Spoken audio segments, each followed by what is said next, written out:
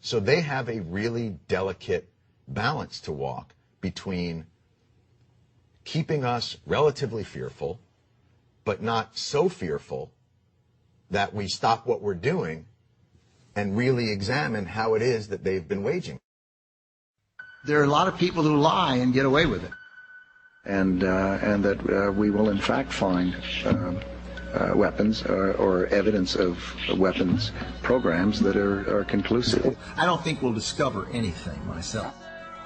It appears that there were not weapons of mass destruction there.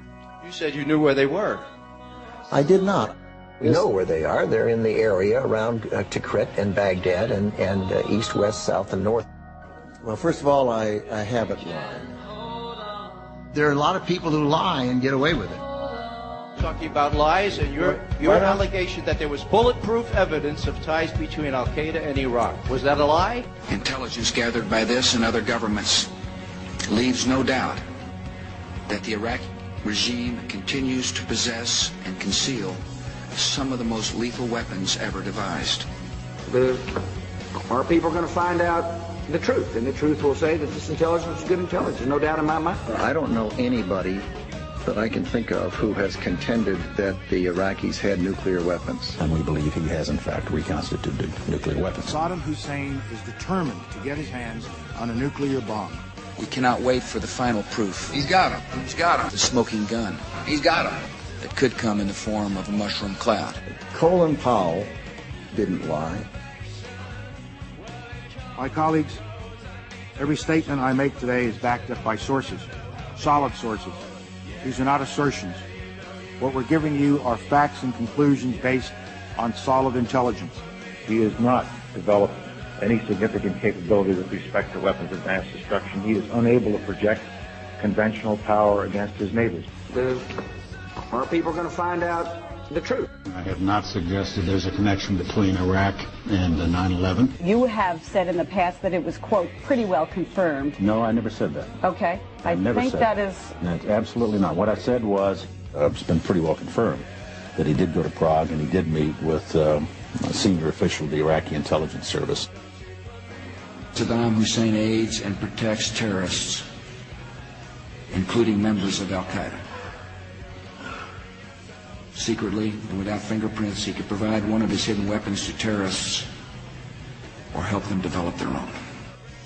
What did Iraq have to do with what? The attack on the World Trade Center. Nothing. He said there were three main reasons for going to war in Iraq. Weapons of mass destruction. Saddam Hussein has gone to elaborate lengths, spent enormous sums, taken great risks to build and keep weapons of mass destruction. The claim that Iraq was sponsoring terrorists who had attacked us on 9/11. Before September the 11th, many in the world believed that Saddam Hussein could be contained. And that Iraq had purchased nuclear materials from Nigeria. The regime is seeking a nuclear bomb. All three of those turned out to be false. First, just if I might correct a misperception, I don't think we ever said, at least I know I didn't say, that there was a direct connection between September the 11th and Saddam Hussein. Who does the president think he's effing kidding? Of course, it was information that was mistaken. There are a lot of people who lie and get away with it. Those weapons of mass destruction got to be somewhere.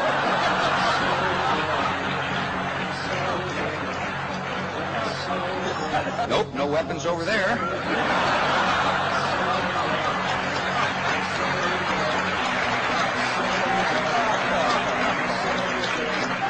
Maybe under here.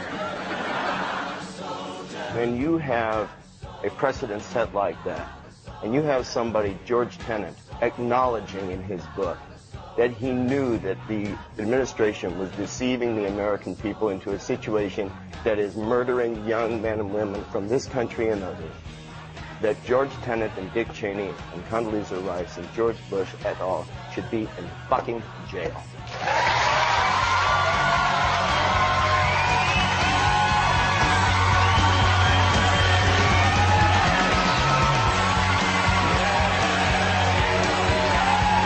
I'm mad as hell, and I'm not going to take this anymore.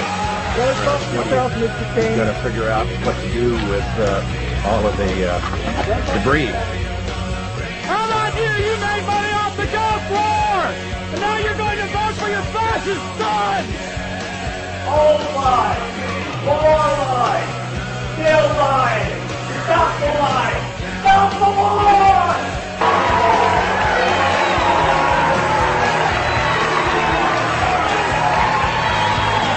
Andrew Todd Cheney.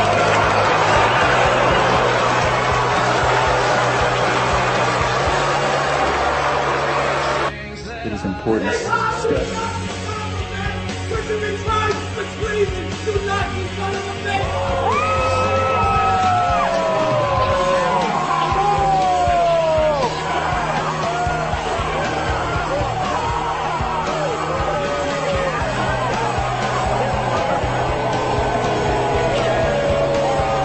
You, the people, have the power to make this life free and beautiful, to make this life a wonderful adventure.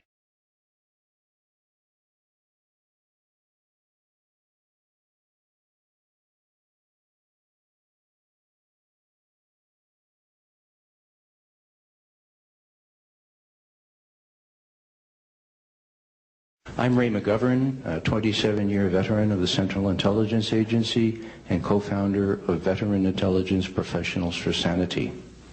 I would like to compliment you on your observation that lies are fundamentally destructive of the trust that government needs to govern.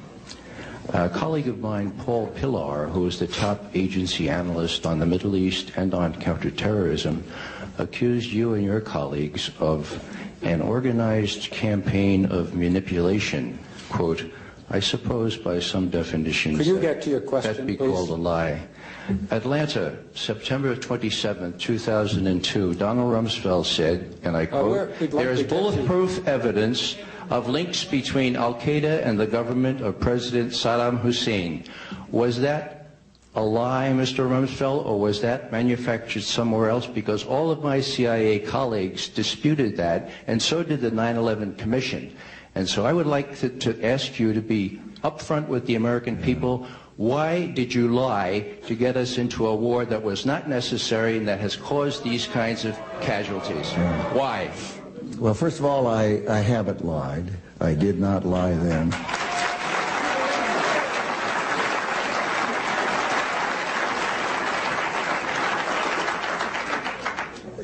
Colin Powell didn't lie. He spent weeks and weeks with the Central Intelligence Agency people and prepared a presentation that I know he believed was accurate. And he presented that to the United Nations. The president spent weeks and weeks with the Central Intelligence people. And he went to the American people and made a presentation. I'm not in the intelligence business. They gave the world their honest opinion. It appears that there were not weapons of mass destruction there. You said you knew where they were. I did not. I said I knew where suspect sites were, and we were just... You said you knew where they were, near Tikrit, near Baghdad, and northeast, south, and west of there. Those are your words. My words were that... No. Wait a minute. Let him stay 1 second. Just a second. Just a second, indeed. Rumsfeld's words about WMD, March 30th, 2003, on ABC's This Week with George Stephanopoulos, were, quote, we know where they are. They're in the area around Tikrit and Baghdad and east, west, south, and north somewhat. This is America, huh? Yeah. Go ahead. You're getting plenty of play, sir. I'd just like an honest answer. I'm giving it to you. We're talking about lies, and your allegation that there was bulletproof evidence of ties between Al-Qaeda and Iraq. Did Rumsfeld make that allegation? Indeed, he did. September 27th, 2002, to the Chamber of Commerce, right there in Atlanta, quoting, we ended up with 5 or 6 sentences that were bulletproof. We could say them, they're factual, they're exactly accurate. They demonstrate that there are, in fact, Al-Qaeda in Iraq. But they're not photographs, they're not beyond a reasonable doubt. Still, Mr. Rumsfeld again had to face his own words quoted back to him. How to do that? Change the subject. Was that a lie, or were you misled? Zarqawi was in Baghdad during the pre-war period. That is a fact. Zarqawi? He was in the north of Iraq in a place where Saddam Hussein had no rule. That's where he was. He was also in Baghdad. Yeah, when he needed to go to the hospital.